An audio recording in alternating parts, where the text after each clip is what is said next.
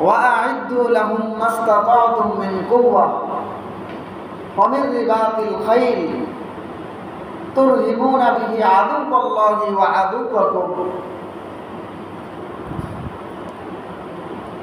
আল্লাহ তাআলা বলেন যে হে মুমিনরা ওয়াআইদ্দু তোমরা প্রস্তুত করো, প্রস্তুত হও, প্রস্তুতি গ্রহণ করো।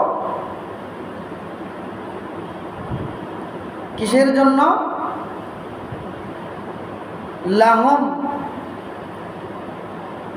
তাদের ব্যাপারে, তাদের বিরুদ্ধে। তাদের মানে তোমাদের শত্রুদের বিরুদ্ধে, জাতিগতভাবে যারা মুসলমানদের দুশমন। আল্লাহ তাআলা বলেন ওয়াআইদ্দু লাহুম মাস্তাতাতুম মিন কুওয়া, তোমরা তাদের ব্যাপারে, তাদের বিরুদ্ধে, তাদের ক্ষতি থেকে বাঁচার জন্য শক্তি অর্জন করো, ট্রেনিং গ্রহণ করো, সচেতন হও।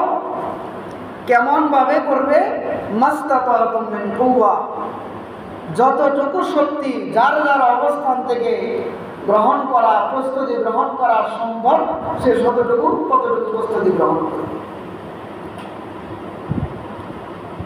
আয়াতের সারমর্ম কি? যে আল্লাহ রাব্বুল আলামিন মুমিনদেরকে বললেন কি করো? তোমরা প্রস্তুতি গ্রহণ করো। কিসের প্রস্তুতি? ট্রেনিং, শারীরিক প্রস্তুতি, মানসিক প্রস্তুতি, যার যার অবস্থান থেকে সক্ষমতা অনুযায়ী শক্তি অর্জনের প্রস্তুতি। তার মানে মুসলমানের, মুমিনের কাজ শুধুমাত্র খাওয়া, ঘুম পাড়া, জিকির করা আর নামাজ পড়া না। খাওয়া, ঘুম, জিকির আর নামাজ এই পর্যন্তই না, বরং আমার নামাজ, আমার জিকির, আমার বাড়ি, আমার মসজিদ, আমার সিজদার জায়গা যাতে নিরাপদ থাকে, এখানে যেন কেউ এর নিরাপত্তা যাতে কেউ নষ্ট করতে না পারে, আমার নামাজের পরিবেশ যাতে কেউ নষ্ট করতে না পারে, যদি কেউ করতে আসে তাকে বাধা দেওয়ার মতো উপযুক্ত শক্তি অর্জন করা মুসলমানদের জন্য ফরজ। কথা বুঝেন নাই? নামাজ যেমন ফরজ, ইবাদত যেমন ফরজ, ঠিক ওই ইবাদতের পরিবেশ রক্ষা করার জন্য যতটুকু শক্তি অর্জন দরকার, যতটুকু ট্রেনিং দরকার, যতটুকু প্রস্তুতি দরকার, জাতিগতভাবে পুরা সামগ্রিকভাবে উম্মতের উপরে অতটুকু শক্তি অর্জন করা ফরজ। প্রত্যেকেই যার যার এরিয়াতে ওই পরিমাণ শক্তি সামর্থ্য অর্জন করবে নিজেদের সক্ষমতা অনুযায়ী। যদি না করে তো তার নামাজের অধিকার কায়রা নেওয়া হবে, কিচ্ছু করতে পারবে না। তার সিজদার অধিকার কায়রা নেওয়া হবে, কিছুই করতে পারবে না। এই জন্য এটা যদি নিশ্চিত থাকে, এই জন্য কি এতটুকু প্রস্তুতি দরকার। এরপরে আল্লাহ তাআলা বলেন ওয়াআখিরিনা মিন দুনিহিম, যাতে করে তোমাদের প্রস্তুতি, সার্বিক প্রস্তুতি এমন হয় যেটা দেখে তোমার প্রকাশ্য শত্রুরাও ভয়ে থাকে যে না, আর যাই করি তাদের উপরে কি করা যাবে না, কোনো ধরনের আগ্রাসন চালানো যাবে না, এই ব্যাপারে যেন তারা ভয়ে থাকে। ওয়াআখিরিনা মিন দুনিহিম, এবং প্রকাশ্য শত্রু ছাড়াও যারা এখনো প্রকাশ্যে শত্রুতা পোষণ করে নাই কিন্তু মনে মনে শত্রুতা আছে, তারাও যেন ভীত হয় যে ওদের প্রস্তুতি অনেক, সক্ষমতা অনেক, মনোবল অনেক, ওদের ব্যাপারে সিদ্ধান্ত নিতে যেন তারা কি করে? ভয়ে থাকে।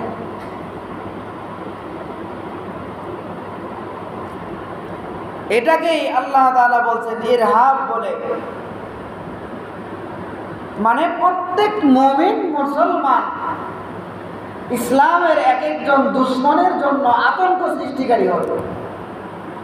এটার নাম সন্ত্রাসবাদ না, জঙ্গিবাদ না, এটা হলো আত্মরক্ষার অধিকার। বুঝেন নাই? প্রস্তুতি নেওয়ার অর্থ এই না যে কারো উপরে ও কারণে আপনি মারপিট শুরু করে দেবেন, এটা নাকি? এটা না, নিজের আত্মরক্ষামূলক প্রস্তুতি, যাতে কেউ মারতে আসলে উপযুক্ত জবাব দেওয়া যায়। তা আল্লাহ তাআলা চান কি? যে প্রত্যেকটা মুমিন তার ঈমান নিয়ে চলার পূর্ণ অধিকার সংরক্ষণ করার মতো প্রস্তুতি সে গ্রহণ করবে। প্রকাশ্য শত্রু, অপ্রকাশ্য শত্রু সবাই যেন তার প্রস্তুতির কারণে ভীত থাকে, তাকে যাতে কি করে না, আক্রমণ না করে। হাদিসের মধ্যে রাসূলুল্লাহ সাল্লাল্লাহু আলাইহি ওয়াসাল্লাম বলেন, আল মুমিনুল কাবিয়্যু আহাব্বু ইলাল্লাহি মিনাল মুমিনিল যায়ীফ। শক্তিশালী মুমিন আল্লাহ রাব্বুল আলামিনের কাছে দুর্বল মুমিনের চাইতে বেশি প্রিয়। মানে একজন নামাজ পড়ে, রোজা করে, সব ঠিক আছে, কিন্তু খায় আর ঘুমায়, ভুঁড়ি হয়ে গেছে বিশাল, কিন্তু বুজুর্গ লোক। আরেকজন দিন ঈমান মানে, সাথে সাথে খুব বেশি নফল নাই, খুব বেশি বুজুর্গি নাই, কিন্তু তার শরীর ফিটফাট, শারীরিকভাবে সক্ষম এবং নিয়মিত এক্সারসাইজ করে, ব্যায়াম করে, শারীরিক শক্তিকে ঠিক রাখার চেষ্টা করে, নিজের শরীরকে ধরে রাখার চেষ্টা করে। আল্লাহ তাআলা বলেন, এই মুমিন আমার কাছে বেশি প্রিয়। এজন্য ইমানদারের এটাও করণীয়, ইবাদতের পাশাপাশি নিজের শারীরিক সক্ষমতাকে ঠিক রাখার জন্য হাঁটাচলা করা, ব্যায়াম করা, যার যেখান থেকে অবস্থান থেকে যেটা করলে করা সম্ভব অতটুকু করা। আর যদি না করি তো পরিস্থিতি এমন হয়ে যাবে, যখন শত্রুরা দেখবে যে কি এত খায় আর ঘুমায় আর নামাজ পড়ে, আর কোনো কাম নাই, এদের কোনো প্রস্তুতি নাই, তো কোনো কারণে যদি আমাদের উপর আক্রমণ কেউ করে বসে, কোনো শত্রু, তা আমরা দেখা যাবে পলানোর জন্য, ভাগার জন্য যে দৌড় দিব, দৌড় দেওয়ার সক্ষমতাও থাকবে না। 5 মিনিট দৌড় দেওয়ার পরে শুয়ে পড়তে হবে।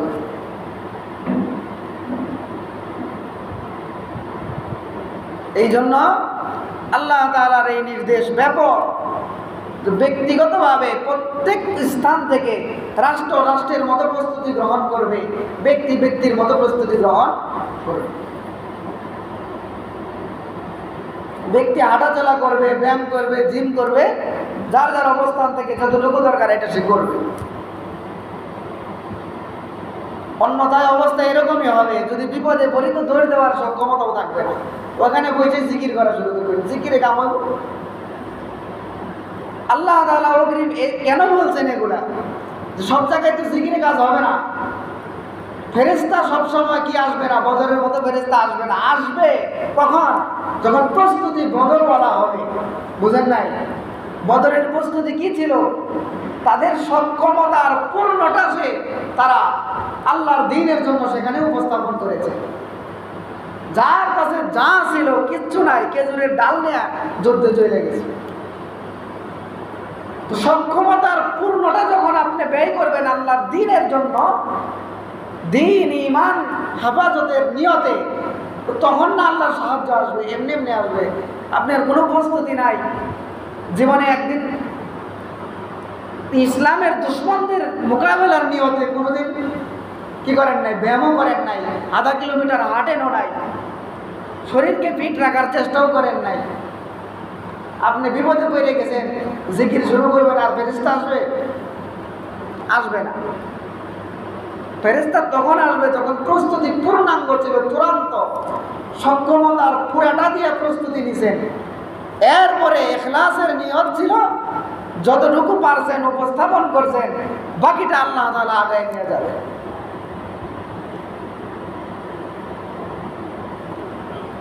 এই জন্য শারীরিকভাবে মুসলমানদের ফিটফাট থাকা জরুরি।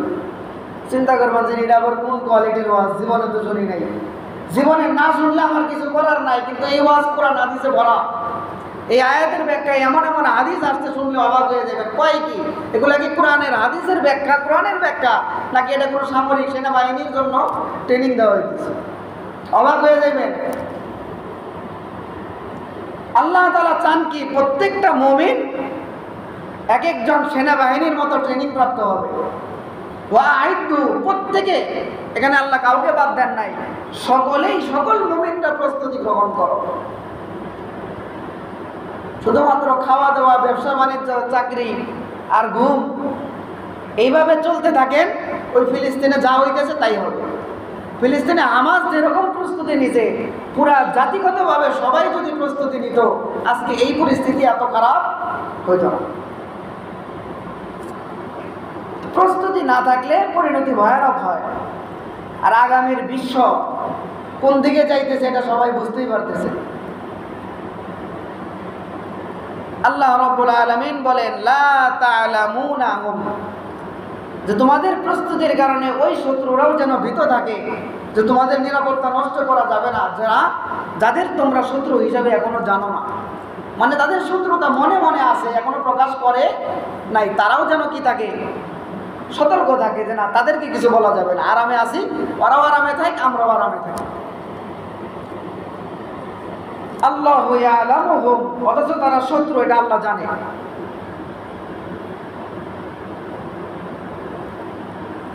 এত কিছু আল্লাহ তাআলা বললেন, উদ্দেশ্য হইল এক একজন মুমিন যাতে নিজের মানসিকভাবে শারীরিকভাবে সক্ষমতা অনুযায়ী ফিট থাকে, প্রস্তুত থাকে। যদি কিছুই না পারেন অন্তত জানি দৌড় দিতে পারেন, কিন্তু আমাদের যে অবস্থা, আমরা তো দৌড়ও দিতে পারবো না। 10 মিনিট দৌড় দেওয়ার পরে এরপরে আর কেউ সোজা হয়ে দাঁড়াইতে পারবে না, যার অভ্যাস নাই যার।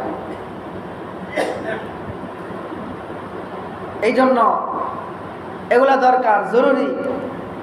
আল্লাহ তাআলা কোরআনের মধ্যে এমনি বলেন না, এতটুকু মনে রাখেন। আল্লাহ তাআলা কোরআনে যখন বলছেন তখন এমনি এমনি বলেন না, এটা দরকার বিধায় বলছেন। কোরআন এটা এমনি জিনিস না, তো সাধারণ কোনো বই না, তো সাধারণ প্রয়োজনীয় জিনিসও এখানে আসে না, যেটা একেবারে অত্যাবশ্যক, যেটা না হইলে চলবেই না, ওই জিনিস এখানে আলোচনা হয়। এখানে আল্লাহ তাআলা এটা আলোচনা করতেছেন যে তোমরা কি করো, শত্রুদের বিরুদ্ধে মানসিকভাবে শারীরিকভাবে সক্ষমতা অনুযায়ী প্রস্তুত থাকো, প্রস্তুতি গ্রহণ করো। প্রস্তুতি দিয়ে কি হবে, তুরহিবুনা বিহি আদুওয়াল্লাহি ওয়া আদুওয়াকুম, যে আমার প্রস্তুতির দ্বারা আল্লাহর শত্রু এবং আমার শত্রুরা ভয়ে থাকবে। যে ব্যক্তি ইসলামের পাক্কা দুশমন, একজন পাক্কা মুমিন, তার জন্য আতঙ্কের কারণ হবে। বুঝেন নাই? যে ইসলামের দুশমন, ইসলামের যে ক্ষতি করতে চায়, মুসলমান না হইলেই এটা না, কিন্তু মুসলমান না কিন্তু ইসলামের বিরুদ্ধে কোনো চুলকানি নাই, এরকম আছে না? কত হাজার হাজার লক্ষ লক্ষ আছে, নিজে মুসলমান না কিন্তু ইসলাম মুসলিম উম্মার ক্ষতি করবে এমন মানসিকতাও নাই। তাদের ব্যাপারে না, বরং যারা মুসলমান এবং ইসলামের ক্ষতি করতে চায়, ইসলামের দুশমন, তারা যেন কি করে, ভয়ে থাকে। দেখেন না, যার প্রস্তুতি থাকে, কাফেররা তাকে কেমন ভয় পায়, ভয়ানক অকল্পনীয় ভয় পায়। কেমন? একটা উদাহরণ আমি আগেও বলছিলাম, যে বাংলাদেশে আসছিলেন বিল ক্লিন্টন, মনে হয় 1 ঘন্টাও অবস্থান করে নাই, এর কম সময়ের মধ্যে ইন্ডিয়া চলে গেছে। আসছে সোনারগাঁও হোটেলে, সে মূল দরজা দিয়া যেখানে তাকে রিসিভ করবে লাল গালিচা বিছাইছে, সেখান থেকে প্রবেশ করে না, সে পিছনের অন্য আরেক সিঁড়ি দিয়ে উঠছে। কেন? সন্দেহ, যদি কেউ, যেহেতু মুসলিম রাষ্ট্র, যদি কেউ কি করে, কোনো ঝামেলা করে বসে, ভয়ে কি করছে, অন্য দরজা দিয়ে উঠছে। এই যে আতঙ্ক, ইসলামের দুশমনদের ভিতরে মুমিনদের ব্যাপারে আতঙ্ক থাকতে হবে, তাহলে সমস্যা আছে। এমনকি সে আধা ঘন্টা বা 45 মিনিট অবস্থান করছে, কোথায় থেকে শুনছে যে বাংলাদেশে তালেবান আছে, সাথে সাথে তার প্রাইভেট বিমান নিয়ে ইন্ডিয়া চলে গেছে। রাষ্ট্রীয় বিভিন্ন সফর ছিল, বিভিন্ন অনেকের সাথে আলোচনা করার কথা ছিল, প্রোগ্রাম ছিল, পূর্ব নির্ধারিত, সব ক্যান্সেল করে চলে গেছে। কিছুই না, নামের উপরেই ভয়, খুদাই ফাও। এর কারণ কি? তো ওর ভালো করে জানা ছিল যে তালেবানদের প্রস্তুতি আছে, তাদের ইআদাদ আছে, প্রস্তুতি আছে। যেহেতু তাদের প্রস্তুতি আছে, তো তাদের প্রস্তুতি তার জন্য আতঙ্কের কারণ হয়েছে, কারণ সে ইসলামের দুশমন। এমনও মুমিন তো আল্লাহর দুনিয়ায় ছিল যার নামটাই কাফেরদের জন্য আতঙ্কের কারণ। এখনো পর্যন্ত কোনো জায়গায় তার নাম নিলে আমেরিকা পর্যন্ত খবর চলে যায়, আতঙ্কিত হয়ে যায়। তাকে শহীদ করার পরে স্বাভাবিক অবস্থায় কবরস্থ করতে দেয় নাই, সমুদ্রে লাশ ফেলে দিয়েছে। কেন? কারণ তার কবরকে কেন্দ্র করে মানুষ উৎসাহিত হবে, এই আধিপত্যবাদের বিরুদ্ধে মানুষ তার কবরে দাঁড়ায় শপথ নিবে, এজন্য তার কবরও রাখতে দেয়।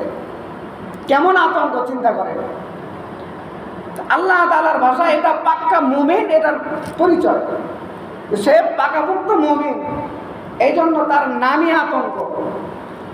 কোন মুসলমান তার নামে ভয় পায়? আমরা কোনোদিন ভয় পাইছি? পাই নাই। কাফেররা কেন ভয় পায়? কারণ তার প্রস্তুতি আছে। কাফেরদের ব্যাপারে সে সচেতন, এটা কাফেররা জানে। আমাদেরকে মারলে আমরা প্রতিরোধ করতে পারবো না, এই জন্য আমাদের ব্যাপারে তাদের কোনো ভয় নাই। কিন্তু সে জানে যদি তাদেরকে কিছু বলি তারা কিন্তু প্রতিরোধ করতে পারে। এই জন্য এই প্রতিরোধ ঠেকানোর জন্য ডাইরেক্ট বলা যায় না, এখন সন্ত্রাসী বানায় পুরা বিশ্বের কাছে, মানুষের কাছে তাদের কলুষিত করা যায়, এই চেষ্টা তারা করেছে। এটাই সিস্টেম। ইন্ডিয়া দেখেন না কি করছে, পাকিস্তানে হামলা করছে। কোথায় হামলা করছে এটা কি জানেন? 7টা মসজিদে হামলা করছে। প্রথম 7টা জায়গায় হামলা করছে, 7টা মসজিদ।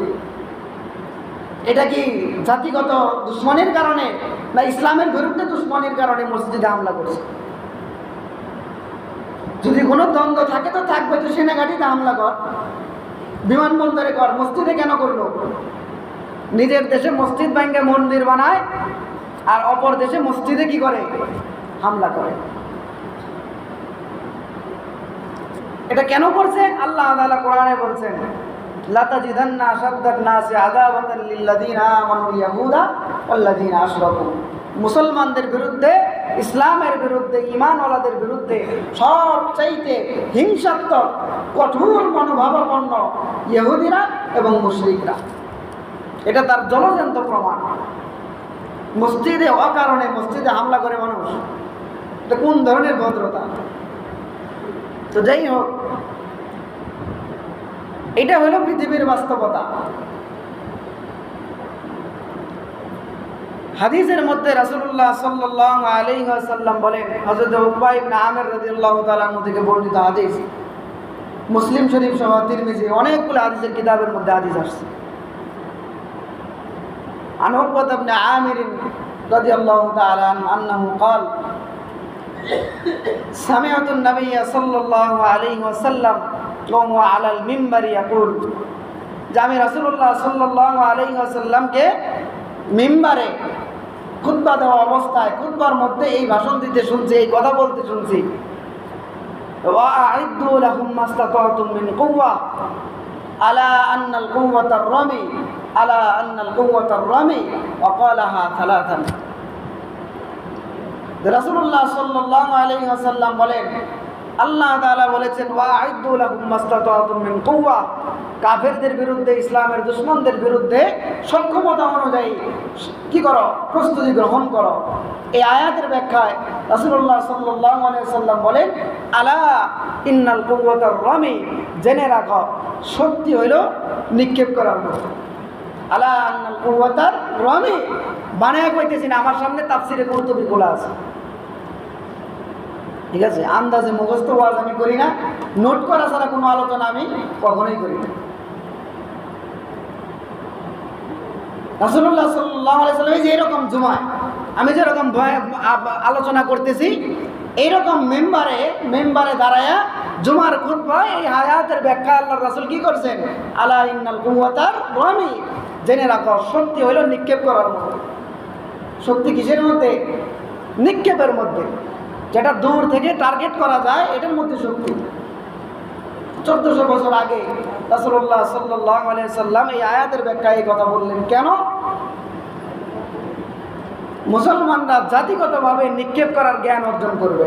অন্য হাদিসের মধ্যে আসছে, কুল্লু লাহবিন বাতিলুন, প্রত্যেক খেলাধুলা অগ্রহণযোগ্য, বাতিল, ইল্লা সালাস, কিন্তু 3 ধরনের খেলাধুলা বাতিল। 1 নাম্বার হলো তীরন্দাজি শিখা, টার্গেট ঠিক করা শিখা, দূর থেকে টার্গেট করা শিখা। এটা যদি দ্বীনের সহযোগিতা করার নিয়তে কেউ করে, এর জন্য সওয়াব আছে। 2 নাম্বার ঘোড়াকে শিকারি করা, ঘোড়া যুদ্ধের বাহন, যেইখানে যেটা আছে অথবা যেইখানে যেই জায়গায় যেই পরিবেশে যেই জাতীয় বাহন ব্যবহার হয় বা আধুনিক কোনো যন্ত্র ব্যবহার হয়, সেগুলোর নিয়ন্ত্রণ শিখা, এগুলা কি ইবাদত।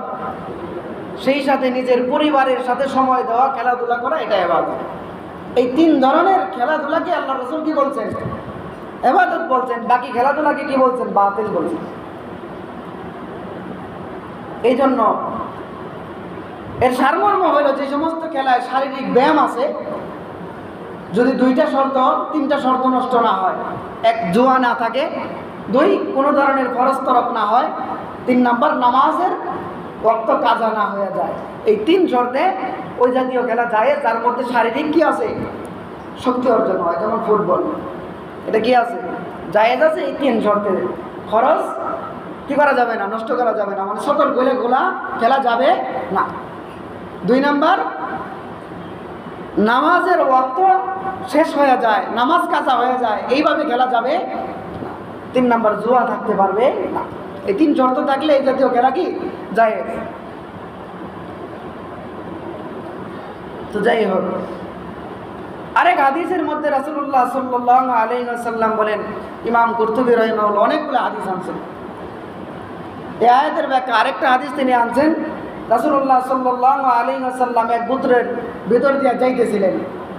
তারা খুব ভালো কি নিশানাবাজ ছিল, তাদের টার্গেট খুব কি ছিল, আরবের মধ্যে প্রসিদ্ধ ছিল যারা কি ভালো শিকার করতে পারে। রাসূল সাল্লাল্লাহু আলাইহি ওয়াসাল্লাম সাহাবীদেরকে বললেন, ইরমু ইয়া বানি ইসমাঈল ফাইন্না আবাকুম কানা রামিয়ান, হে ইসমাইলের সন্তানরা, তোমরা কি করো? নিক্ষেপ করা, টার্গেট ঠিক করার জ্ঞান অর্জন করো। ফাইন্না আবাকুম কানা রামিয়ান, কেননা তোমাদের পিতা পূর্বপুরুষ ইসমাইল আলাইহিস সালাতু ওয়াস সালাম দক্ষ তীরন্দাজ ছিলেন, দক্ষ নিশানাবাজ ছিলেন। তার নিশানা কি হইতো না? মিস হইতো না। আমরা তো সাথে শুধু কুরবানি হওয়ার ইতিহাস শুনছি, এটাও ইতিহাস যে আল্লাহর জন্য কুরবানি হইতেও তিনি প্রস্তুত ছিলেন, আল্লাহর জন্য দুশমনকে কুরবানি করতেও প্রস্তুত ছিলেন।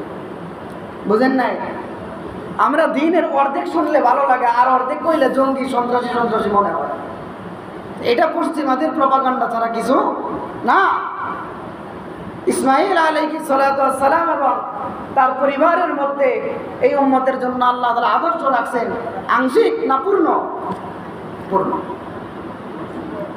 শুধুমাত্র তার কাছ থেকে হজ শিখলেন, শুধুমাত্র দ্বীনের জন্য কুরবান হওয়া শিখলেন, কুরবানি পেশ করা শিখলেন। দ্বীনের জন্য কুরবানি করার প্রস্তুতিও দরকার, টার্গেট শেখা এটাও দরকার, এটাও শিখতে হবে তার কাছ থেকে।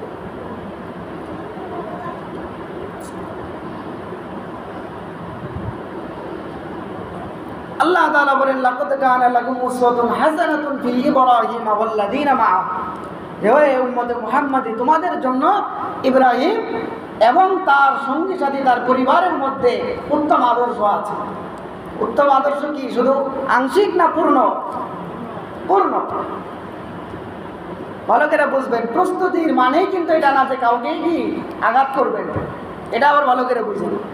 অন্যায়ভাবে কাউকে আঘাত করা যাবে, হারাম ইসলামে, সে মুসলিম হোক আর কাফের হোক, ওটা দেখার বিষয় না। অন্যায় তো অন্যায়, অন্যায় তো অন্যায়। অন্য আয়াতের মধ্যে আল্লাহ রাব্বুল আলামিন বলেন,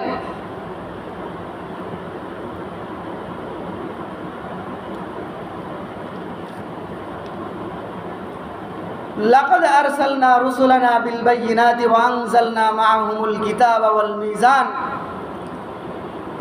যে আমি আমার রসুলদেরকে, নবীদেরকে প্রেরণ করেছি কি দ্বারা? বিল বায়িনাত, স্পষ্ট দলিল আদিল্লা দ্বারা, প্রমাণ দ্বারা, যার দ্বারা মানুষ দ্বীনের দিকে আসবে, ইসলামের দিকে আসবে, হেদায়েতের দিকে আসবে। ওয়া আনজালনা মাআহুমুল কিতাবা ওয়াল মিজান, এবং আমি নবী রাসূলদের সাথে কিতাব এবং মিজান মানে তুলাদণ্ড, ভালো মন্দের পার্থক্য করার মানদণ্ড, মূলনীতি, এটা প্রেরণ করেছি, নাজিল করেছি। মানে আল্লাহ তাআলা কিতাব প্রেরণ করেছেন, বিধান দিয়েছেন, যার মধ্যে ভালো মন্দ, হক বাতিল, সঠিক বেঠিক, ন্যায় অন্যায়ের পার্থক্য করার মূলনীতি আছে। এগুলা দিয়ে আল্লাহ তাআলা নবীদেরকে প্রেরণ করেছেন। কেন?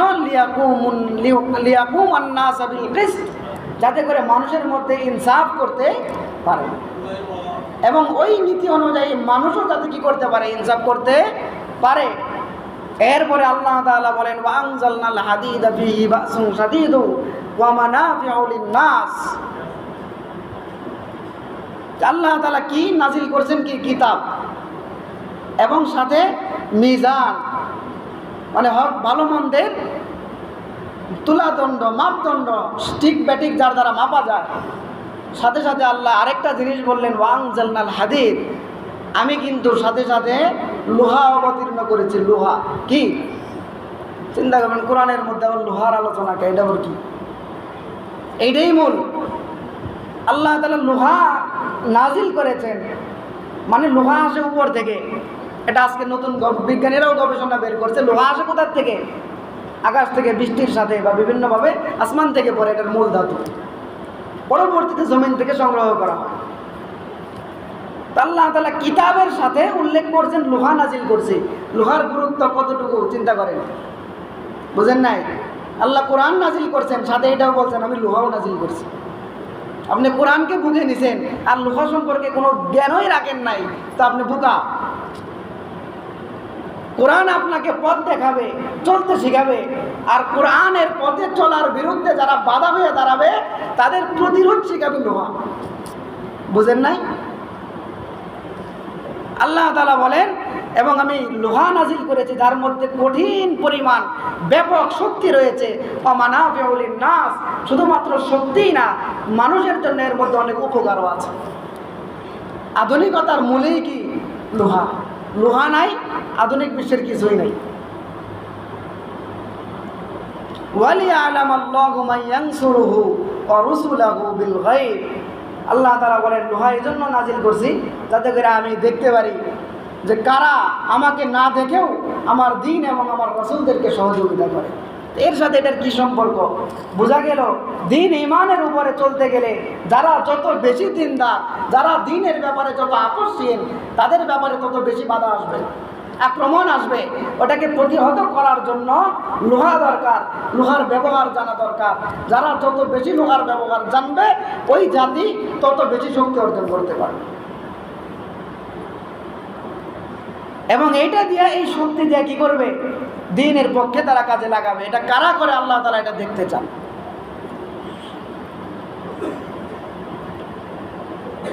অথচ আল্লাহ তাআলা দ্বীন হেফাজতের জন্য যথেষ্ট কোনো মাখলুকের দরকার আছে?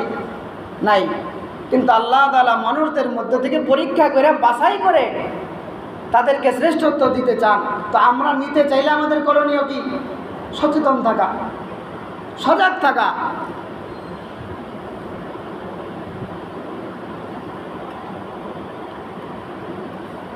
এই আয়াতগুলোর মাধ্যমে আল্লাহ তাআলা কি করছেন? পুরা উম্মতকে সচেতন করছেন, সজাগ করতেছেন যে কি ব্যক্তিগতভাবে হোক, রাষ্ট্রের মতো প্রস্তুতি নিবে। ডক্টর ইউনূস সাহেব একটা কথা বলছেন যে বর্তমান পৃথিবীতে চতুর্দিকে যুদ্ধের হুমকি অঘোষিত, একটা যুদ্ধ পরিস্থিতির মধ্যে আছি। এই অবস্থায় প্রস্তুতি গ্রহণ না করা আত্মঘাতী। কথা বুঝেন নাই? এটা উনি বলছেন, এই জন্য এটা কি সন্ত্রাসী জঙ্গিবাদী কথা হয় নাই। এই কথা তো আল্লাহ কোরআনে বহু আগেই বলছেন, সামর্থ্য অনুযায়ী শক্তি গ্রহণ করো, নাহলে এটা আত্মঘাতী হবে। এই কথা আল্লাহ কোরআনেই বলছেন। এই জন্য রাষ্ট্রের মতো শক্তি অর্জন করবে, আর ব্যক্তির মতো কি করবে? শক্তি অর্জন করবে। যাদের সুযোগ আছে, বিশেষ করে যারা যুবক, যার যতটুকু সুযোগ আছে সে ততটুকু সুযোগ অনুযায়ী কী করবে? এক্সারসাইজ করবে, ব্যায়াম করবে, প্রস্তুতি গ্রহণ করবে। এটা জরুরি। যদি গাফেল থাকেন তাহলে যে কোনো পরিস্থিতির সম্মুখীন হয়ে গেলে, আল্লাহ না করুন, হয়ে গেলে একেবারে গণহারে ফাউ মরবেন, ফাউ। একটা হলো 2-4টারে মাইরা মরলাম, মনের একটা সান্ত্বনা আছে। মরলে তো শহীদ, ঠিক আছে, কিন্তু 2-1টারে জাহান্নামে পাঠায় মরলে মনের একটা কি আছে? শান্তি আছে না? কিন্তু যদি ফাউ মরি তাইলে আফসোস ছাড়া কিছু থাকবে না। এই জন্য প্রস্তুতি দরকার, মানসিক প্রস্তুতি দরকার, শারীরিক ব্যায়াম দরকার। প্রত্যেকের যার যার অবস্থান থেকে বর্তমান যে পরিস্থিতি, একটা সাধারণ জিনিস দেখেন, ভারত পাকিস্তানে আক্রমণ করছে, এক মারাত্মক এক কঠিন ব্যাপার। এটা বাংলাদেশ বা আমরা মুসলমান হিসেবে কার পক্ষ নিব? ভারতেও তো মুসলমান আছে না? আবার পাকিস্তানে হিন্দু আছে না? আছে। কিন্তু তারা কি জাতি হিসাবে কারো স্বার্থ দেখতেছে না। তারা জাতীয়তাবাদ হিসাবে রাষ্ট্র আর এক রাষ্ট্রের বিরুদ্ধে লেগে গেছে।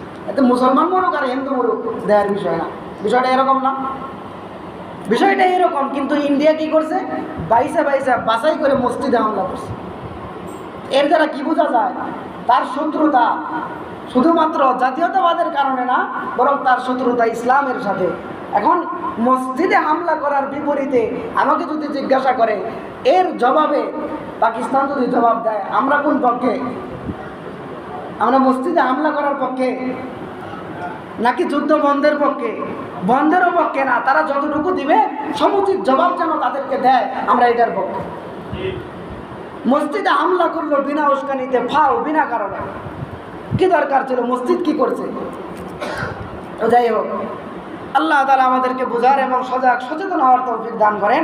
মোট কথা, আজকের আলোচনার সারমর্ম, ইব্রাহিম আলাইহিস সালাতু ওয়াস সালাম এবং তার সন্তান ইসমাঈল আলাইহিস সালাতু ওয়াস সালাম, ওনাদের কি ছিল? শুধুমাত্র তাকওয়া পরহেজগারি, দ্বীনের জন্য কুরবানি হওয়া, এটাই আমল ছিল না, দ্বীনের জন্য কুরবানি করার সক্ষমতাও ছিল। এটা আল্লাহ রাসূল হাদিসে বলছেন, ইরমু ইয়া বানি ইসমাঈল ফাইন্না আবাকুম কানা রামিয়ান।